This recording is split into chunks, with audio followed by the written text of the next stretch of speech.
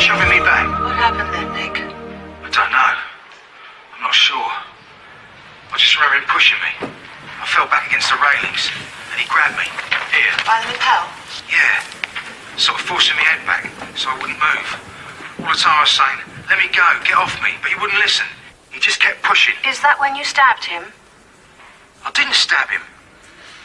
He still had hold of me here, forcing my head back. I couldn't really see, but we were both holding the knife. He must have just gone in then, because I felt him loosen his grip on me. What must have gone in, Nick? The knife. I felt all this sticky stuff on my hands. I looked down and saw it was blood. I thought it was mine at first, but he cut me. He was just laying there, on his back, and there was blood all over his shirt, at the front. Here. On his chest? Yeah. I knew he was dead, but there was nothing I could do. Then what happened? Well, I was scared. My hands were shaking. I just stood there. It was like I wasn't there. It felt like ages. But I don't suppose it was more than a minute. Then what did you do, Nick? I ran. I ran home. I thought I'd be safe there.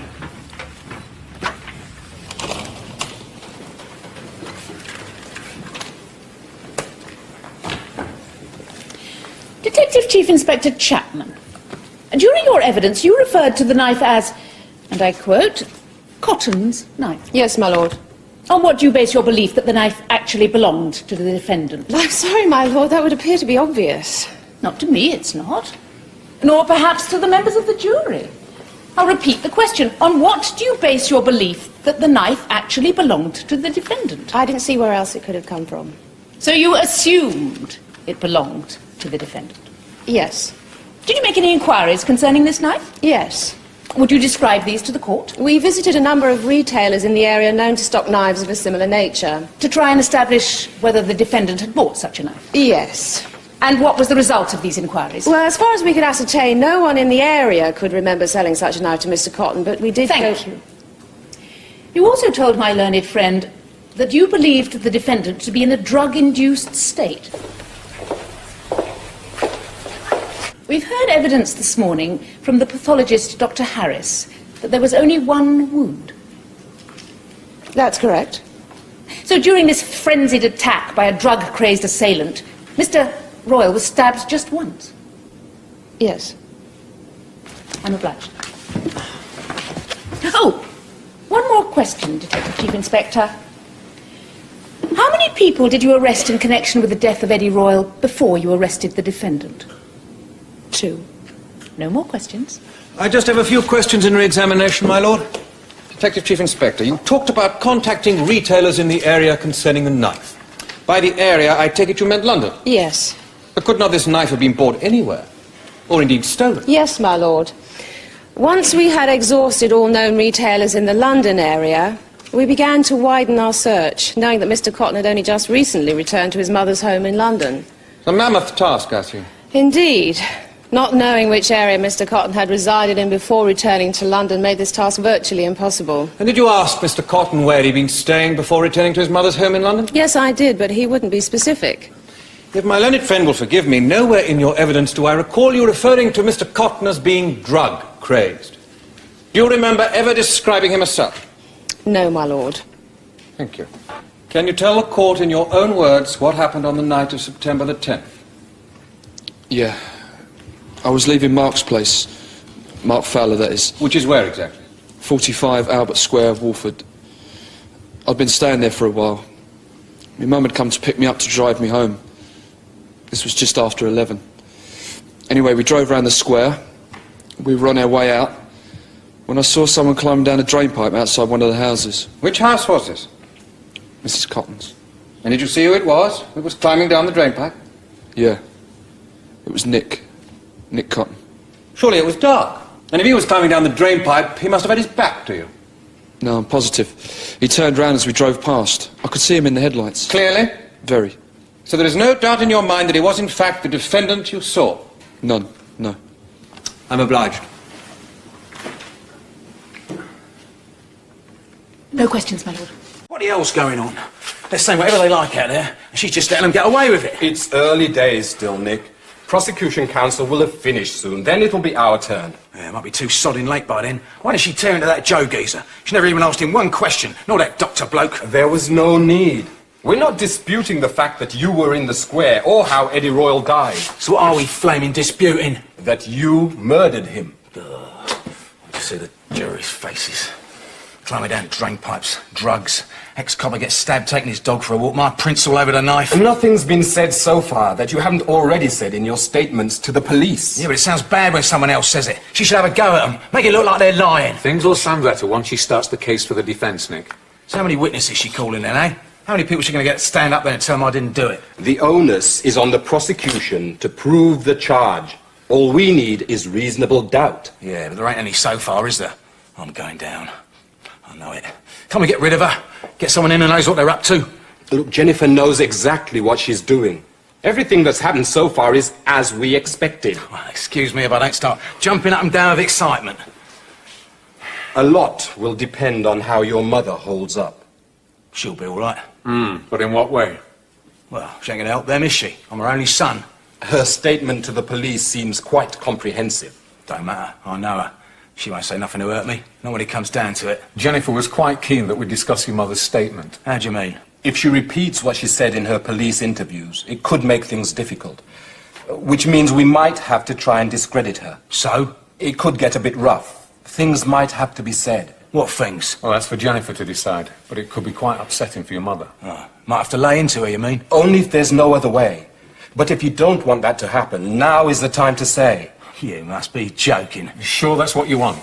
Look, what I want is out of this place. Now, if you have to rip that old bat into shreds, then that's fine by me. Just get me a result.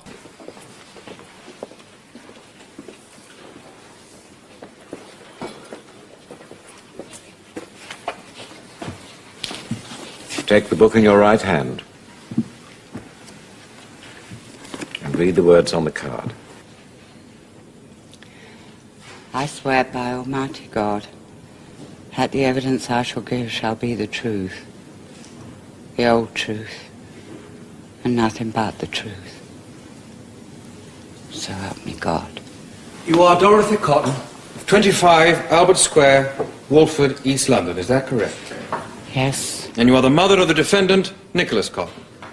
yes. Mrs. Cotton, I'm interested in the night of September the 10th, 1991, the night of Eddie Royle's death. I'd like you to explain to the court the events of that night. Do you understand? Yes, I understand. Where do you want me to start? You spent the evening with a Mr. Peter Beale. Is that correct? Yes. Well, shall we begin from when he left? Yeah, all right.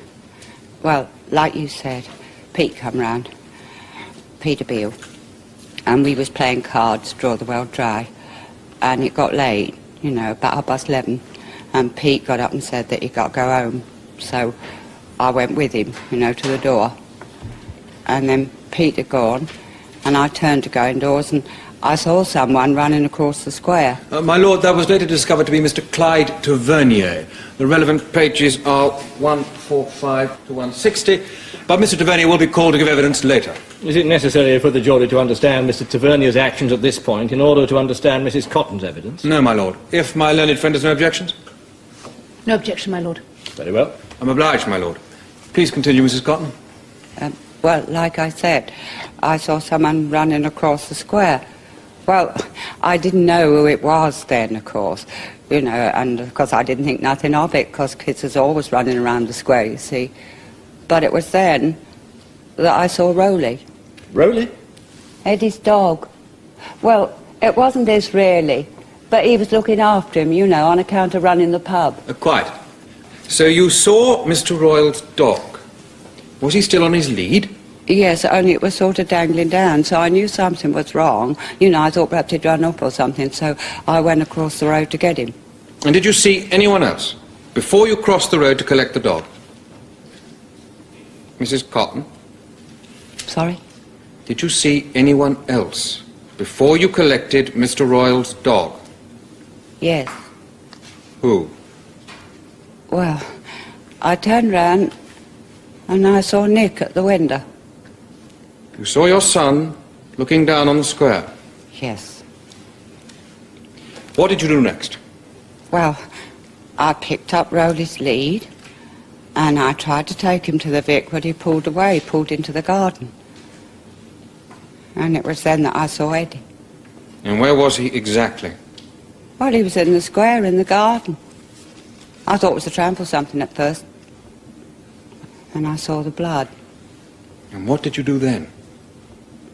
Well, I tried to scream or shout for help, but nothing come out. And I just stood there shaking.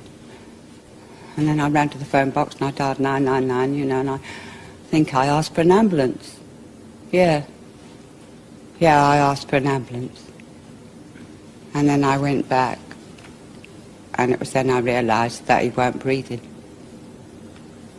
So I just sat beside him on the ground. And then the ambulance come and the police, and they took me indoors. Mrs. Cotton, you said earlier you looked up at your son's window. Why was that? Well, I don't know really. I just turned round and saw him there. And could you see him clearly? Yeah, I think so. I mean, street lights was on. How did he seem to you? See? Did he seem agitated, frightened? Don't lead. Did you notice anything at all about him? No, he was just standing there, normal like. He didn't have the look of a man who'd just been involved in a terrible accident. Oh, please. Mr. Moore, I think the witness has made it clear what she saw. My lord. Mrs. Cotton, I'd like you, if you could, to cast your mind forward a few months later to the week before Christmas of the same year.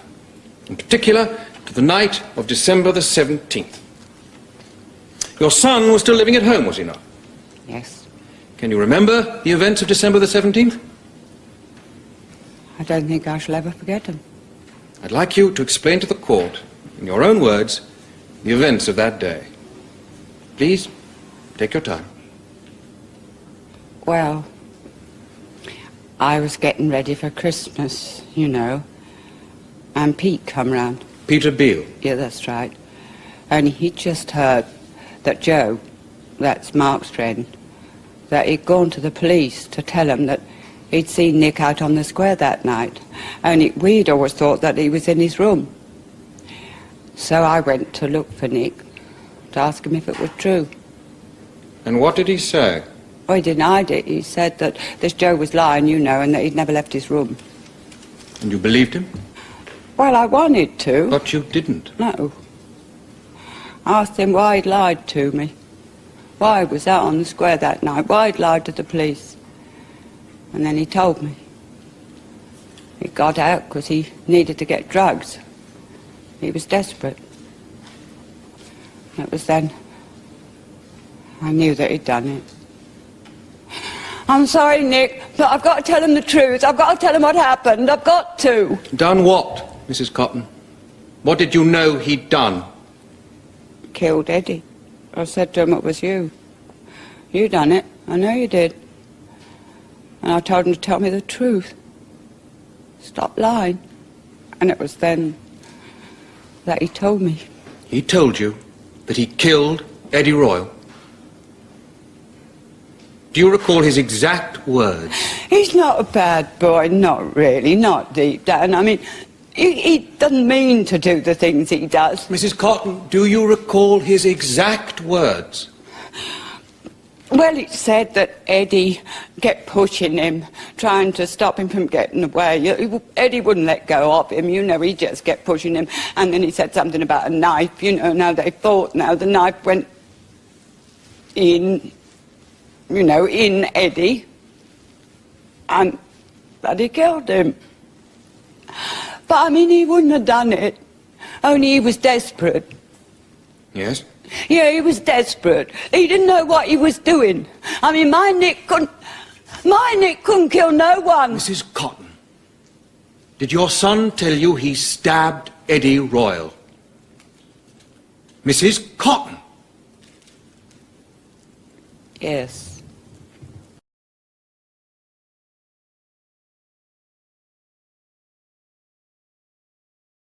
Mrs. Cotton, I wonder if you would explain to the court and the members of the jury why you say your son climbed down the drain pipe from his room, rather than leaving by a more traditional route, such as the door. Well, he was locked in. Locked in? Yeah, well, it was for his own good. We was trying to help him. Help?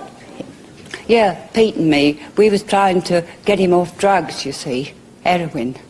Well, it was killing him. I mean, we had to do something. So you locked him in an upstairs room? Yes. What about the windows? Well, Pete nailed them up. He put wooden bars across them. You're saying you locked your son in his room in an effort to stop him taking drugs, a sort of enforced cold turkey? Yeah, that's right. So you're a trained nurse? Pardon? You have some experience, then, of drug rehabilitation techniques? Well, no. Are you seriously telling the court you attempted to wean your son off drugs by simply locking him in his bedroom? I know what it sounds like, but I only done what I thought was for the best. You know, we had to do something. He was killing himself. I'm not here to pass judgment on your ability as a mother, Mrs. Cotton. I'm sure the jury will make up their own minds about that. During your son's incarceration, did you at any time see your son with a knife? No. Did he have access to any other part of the house where he could have obtained a knife? No, the door was locked and bolted. I see. During this DIY rehabilitation program, there must have been times when your son was frantic, confused, angry even, as he suffered the inevitable withdrawal symptoms. Yeah. Sufficiently so that he had to be restrained? Well, he got very angry sometimes. You know, it wasn't him, it was the drugs. You know, he was in pain. And then I had to go and get Pete, you know, because I wasn't strong enough. He must have been desperate. Yeah. In fact, I would suggest when the pain of withdrawal was at its worst, he would have done anything to get away. Yeah. Including using a knife if he'd had one. I don't know. But he didn't have one, did he, Mrs. Cotton? Nor did he have the opportunity to gain possession of one. No, I don't know. Oh, come now, Mrs. Cotton. You locked him in a room. You brought him meals on a tray. You denied him access even to a toilet, placing a bucket in the corner of the room. Do you honestly expect the court to believe the defendant would have endured all that if he'd had some kind of weapon to aid his escape? Well, I don't know. I put it to you, Mrs. Cotton. If the defendant had a knife in that room, the temptation to use it to threaten either you or Mr. Beale in order to get away would have been too great. My lord, the witness surely can't be expected to speculate on what the defendant may or may not do. No, don't lead, Miss Wakelam. I apologise, my lord. Did Eddie Royle know you had your son locked up in a room against his will? Yes, I just told him. So on seeing him on the square, he would have had good cause to try and restrain him? Yes. Enough cause to try and stop your son from going about his business? My lord, my learned friend insists on asking this witness to speculate on things she can't possibly know in order to endorse her case. Miss Wakelam, that is not a proper question. My lord. After virtually being a prisoner for some weeks, did your son express the desire to escape? To get away from you, his jailer? Yes. Was there any doubt in your mind that given the opportunity the defendant would try to escape? No. My learned friend asked you about the night of December the 17th. You say the defendant told you that Eddie Royle kept pushing him back. Yes. That all he wanted to do was escape. Yes. Now, bearing in mind that your son wanted to escape the conditions already described, do you blame him for resisting? For defending himself? We was only trying to help him. Do you blame him? No. You also said the defendant told you that while he and Royle were struggling, the knife went in. Yes. Is that correct? Yes. The knife went in. Are those his exact words? Yes. Not I stabbed him or I killed him, but the knife went in. Yes, I told you. I'm obliged. I'd like you to recall a night some 4 months before the night of Eddie Royle's death. May the 9th, to be precise. There was a fight at the Queen Victoria. I believe a gang of youths from another area descended on Albert Square that evening. Yeah, that's right. Were you on duty that night? Yeah. Can you describe to the court, in your own words, what happened on the evening of May the 9th? Well, like you said, a load of yobs came in. There was about a dozen of them, I think. They'd been in a few nights before, causing trouble and that. Anyway, this particular night, it all started up again. You know, glasses got broken, tables got turned over, and that's when Eddie came down. Down from where? He lived above the pub, he was up there. He tried talking to him, but the mouthiest one decided to have a go. This was one of the gang of youths? Yeah. I mean, like I said, you know, he tried talking to them, but they wouldn't listen. He picked up a bottle, broke it on the bar and went for Eddie. He lunged at Eddie with a broken bottle? Yeah, Eddie was sweet, man. He just stepped out of the way, took this guy's arm, put it behind his back and took the bottle from him. Held him there till the police come. You give the impression that he disarmed this youth with some ease. Well, he was an ex-copper. They teach him all that, didn't they? Indeed. How big was he? In comparison with, say, with the defendant? Not much in it. Roughly the same size and build? Near enough, yeah. So knowing Eddie Royle as you did and witnessing his actions that evening, would you say that if he was faced with a straightforward struggle, a situation whereby he had to disarm someone of equal size and build to the defendant, for example, if he was faced with such a struggle involving a knife, how do you think he would cope? 1-to-1? Yes. No trouble at all. Not judging by what I saw him do. I'm obliged. Now, I'd like, if I may, to move forward to the night of September the 10th.